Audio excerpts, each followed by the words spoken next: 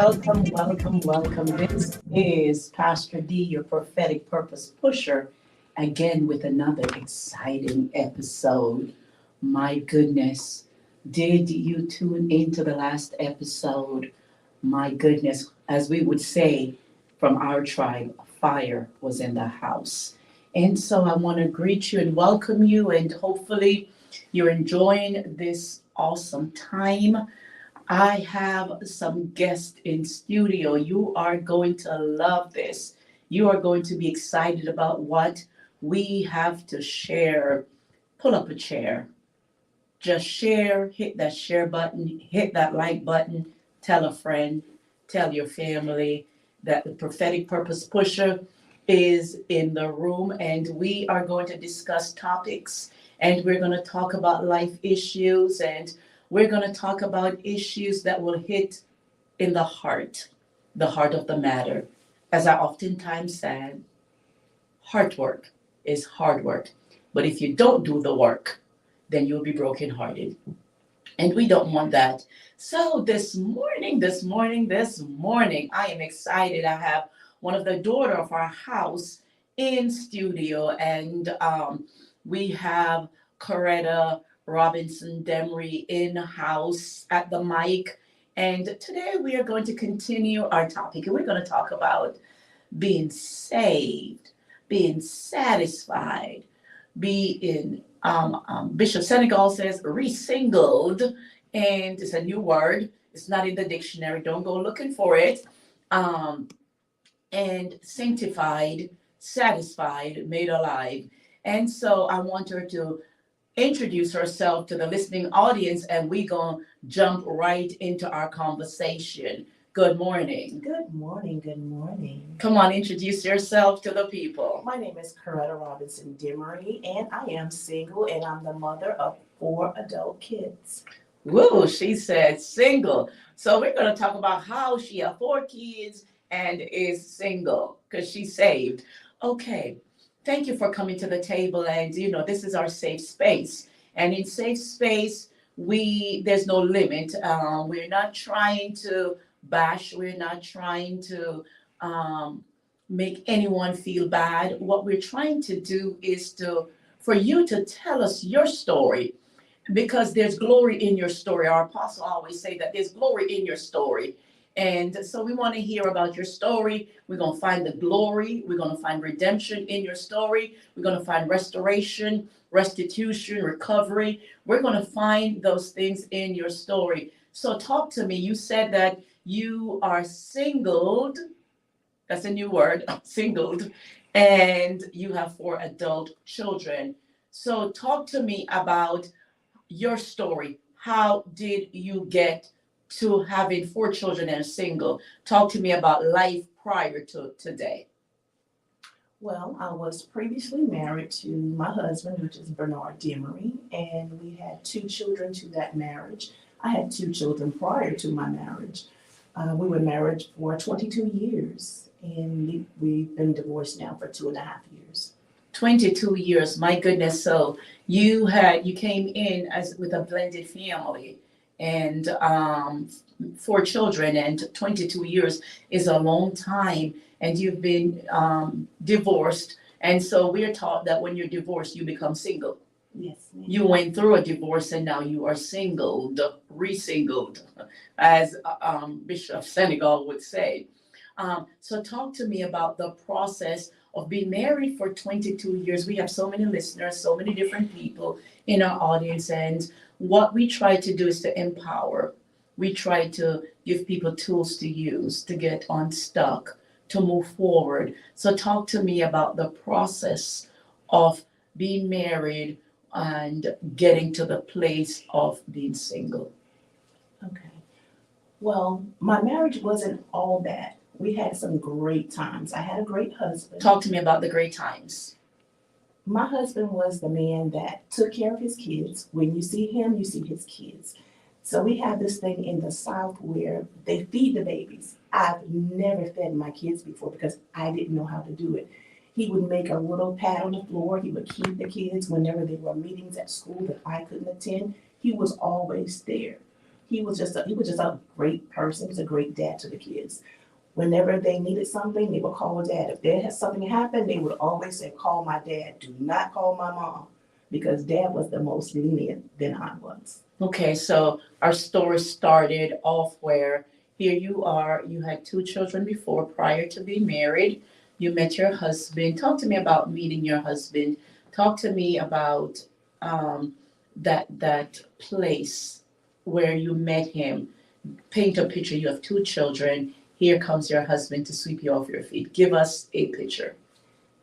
When you say love a man, I love this man. I Really? mean, he just took my breath. We were best friends. So that's how we started. He was in the military. And my parents like. Well, wait a minute. So let's shout out to, I love my military men. Shout out to my military men, veterans, currently serving, deployed, or wherever you are stateside, or if you are overseas. I just want to give a station identification break and shout out to our military men and women. So he was in what branch of the military? He was Army and he was a marksman. Okay, so you have a marksman. We got to pay attention here. He got a marksman. Okay, so I better not mess with him. So here he is. He's in the military. You have two children, and he swept you off your feet. Come on, talk to us. So when we first started talking, like I said, we were best friends, and he just said it doesn't matter about the kids. And he was a man that loved kids. So I had these two little boys, and I would have one on his left knee and one was on his right knee, and everywhere you go, you would see them. And he just told me, I love these boys as if they were mine. So there was never a difference between Coretta kids and Bernard's kids. They were all Bernard's kids. Oh, that's so good. So we're going to give kudos to the man or to men who can step in. Anybody can plant seed, but not everybody can harvest. Oh, that's good right there. We can all plant seed, but it takes a real man to stay and water and prune and groom and watch the children. So here he stepped up. We call that stepping up. So he stepped up, he stepped into a role, and he is father. And so now he swept you off your feet. He's a military man. You have two children. And talk to me about the courtship. Well, it wasn't really a courtship. What do you mean it wasn't a courtship? You were in love. I was in love. It was like one day I woke up and there were two big black trash bags in my closet. They weren't there the previous days, and it's just like immediately he moved in with me. Wait a minute. What do you mean he moved in with you? Exactly that. Aren't you a church girl? Wait a minute. Wait a minute here. So you're saying you were in love, you have two kids already, and he moved in, and you're not married, but you're a church girl, right? You've always been a church girl. Talk to us about that. That was an issue with my parents. But it wasn't an issue with you. No, I'm being honest. No, ma'am. I was in church. I was serving God, but not to the fullest, like we do sometimes. No, I don't know what that means. Talk to me about what that means. I mean, you're church, you're saved, you're in church, and here you are hooking up, shacking up. What's that about?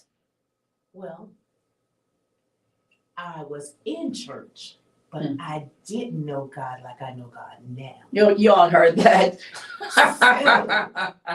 Y'all heard that, right? So she was in church, but the church wasn't in her. No.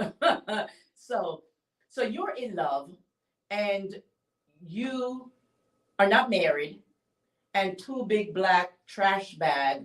So what? How did you get to that place where was there conviction? I'm being honest, no. Okay, this is a safe space. I mean, this is in your past. You've already overcome your past. So, I mean, we tell the truth here, and so that we can help others. So here you are, two children. Here comes a military man sweeping you off your feet, playing with the kids. And so you got enamored, you got swept away, and you said, well, move in. I didn't invite him to move in. He just moved in on his own accord. He just moved in. My mom was very upset. Wait a minute, he just moved in. He had a key. I mean, you just what? Just says, come on, move in. I mean, we need to, be very clear. You wanted him to move in. Yes, Okay. yes. All right, say that. I wanted him to move in. I told him it was okay. And now we're shacking up. That's what we call that. We were shacking up because at that time, that flesh was hot. Hot, hot, hot. So- Fire in the house. It was fire in the house. So therefore, that's how that came about. So how long did you shack up before you got proposed to? 3 years. Oh, that's a long time. So for 3 years, you continued to go to church, you, your kids, and your man, shacking up Yes, ma'am. to the Holiness Church. No, ma'am. Okay. I wasn't holiness. I was Baptist. Okay, okay. And then Some leniency right there. the Baptist, which I refuse to do. Whenever you have a child, when you're in the Baptist church, you have to stand before the church and ask for forgiveness. That was not me. I said I would stop coming to church before I would do that. Okay. So I kind of did that. And So you stopped going to church because you didn't want to repent because you were shacking up. I was enjoying my shack, and I'm being Did honest. you hear I her? was enjoying- She was enjoying her flesh. I was enjoying my flesh. Okay, for 3 years, you have your 2 kids. You have a man, a military man. He just moved in, and you let him. Your flesh is on fire because you got 2 kids already.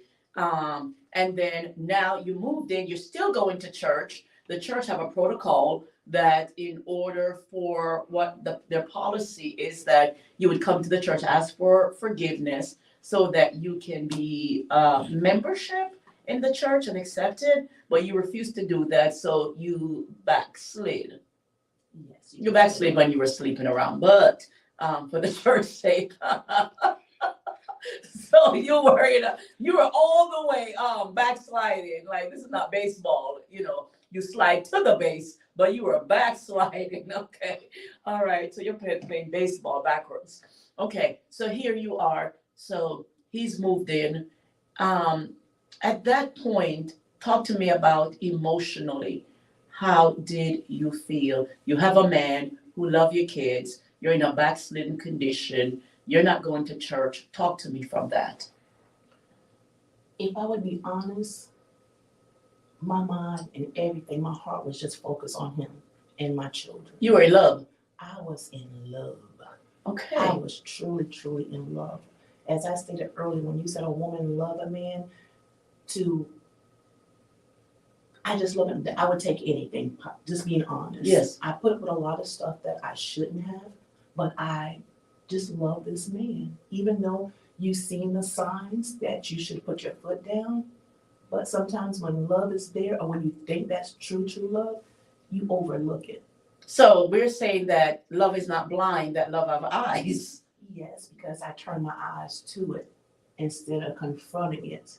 Okay, so here you are, you're so enamored, you're so in love, you're so overtaken with this military man. Oh, I love a man in uniform too. I know how it feels. Ain't nothing like some dress blues, I'm trying to tell you. Okay, and so here you are, and you are now enamored, you're in love, you're shacking up, but you don't care. Your thing is that I love this man and I'll do anything for this man. And so within the 3 years, would you say that you are at your happiest, or you are just doing fairy tale?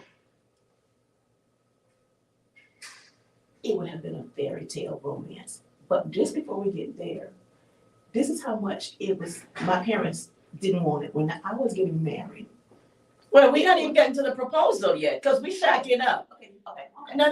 We can't jump ahead. You shacking up. You left church. You left the God you profess to serve.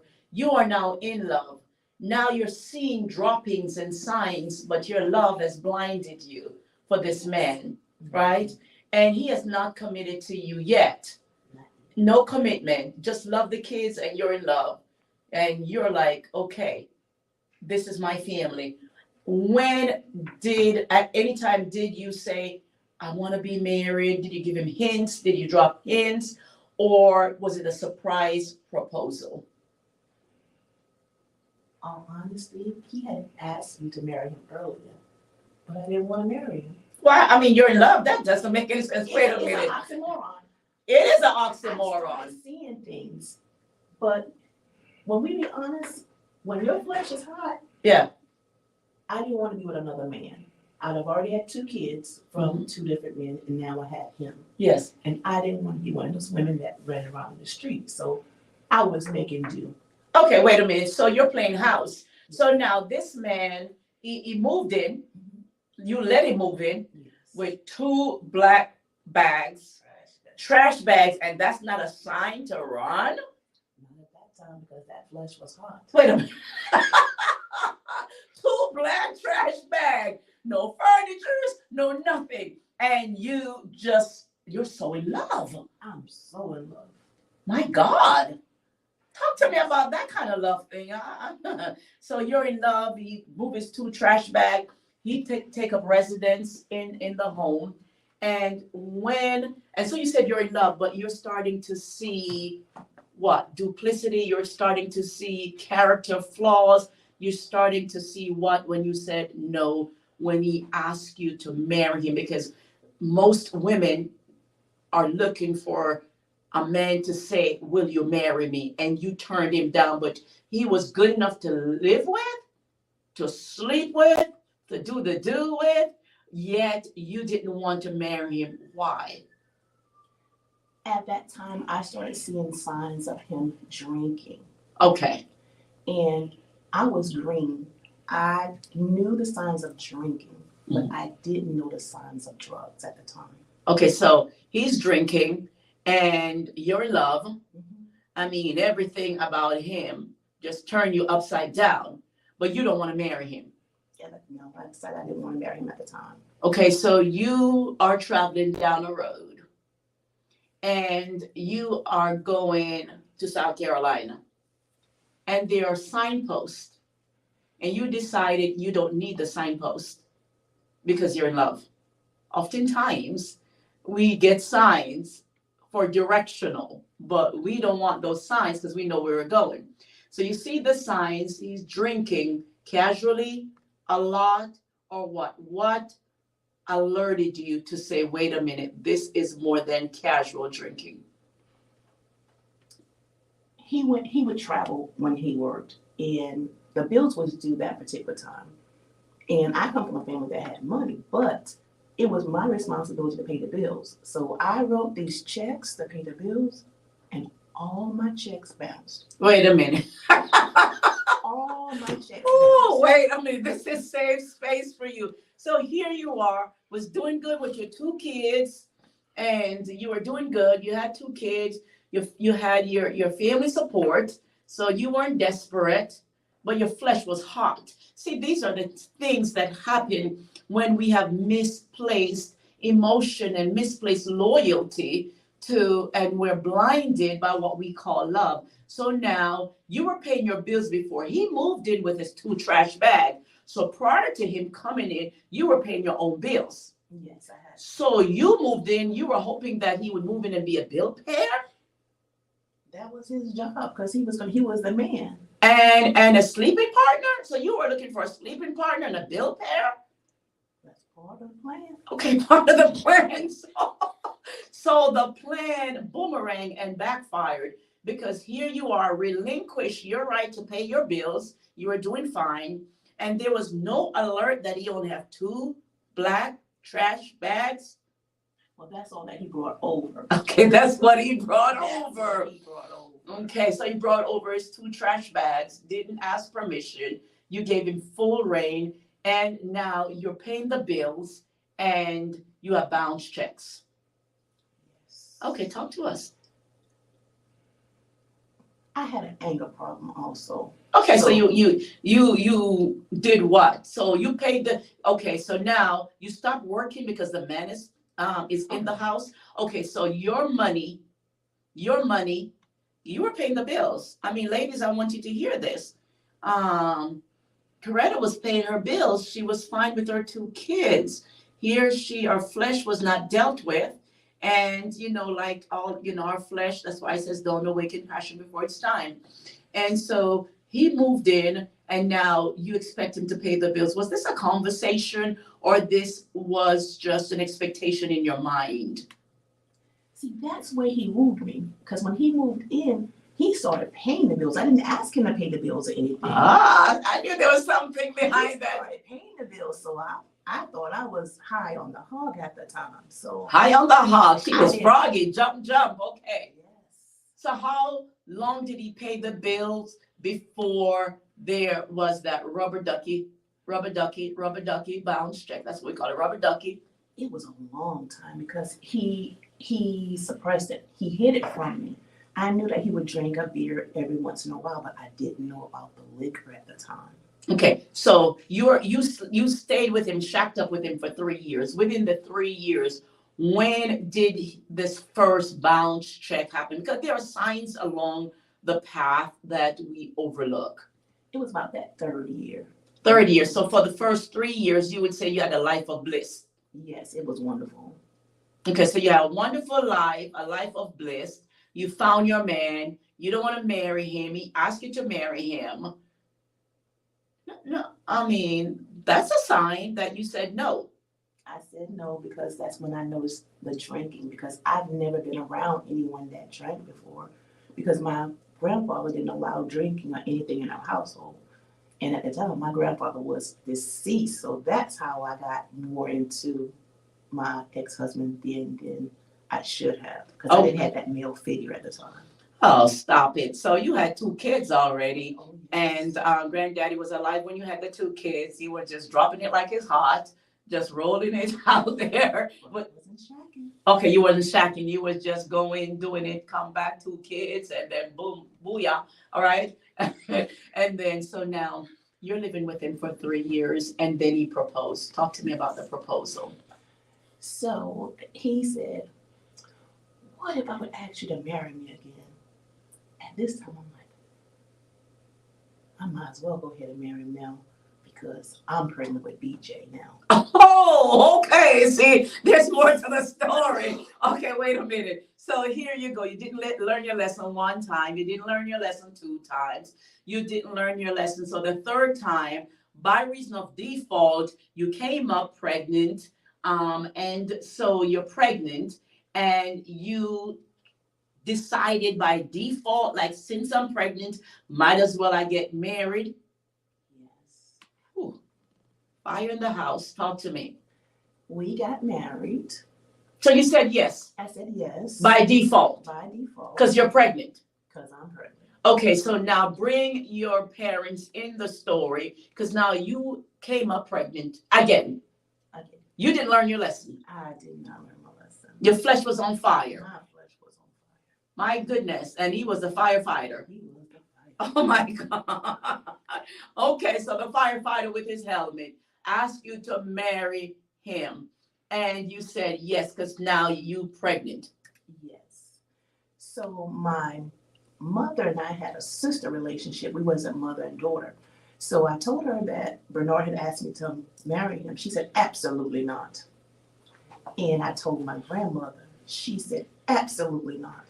So I just met my father when I was in high school. So I'm planning this wedding with no help from my family whatsoever. They wouldn't give me anything. Okay, so wait a minute. So here again, another sign. So now you are just totally doing your own thing, totally in rebellion, Yes. totally disregarded the voices that have kept you safe and sane, the voices of protection. Everybody said no.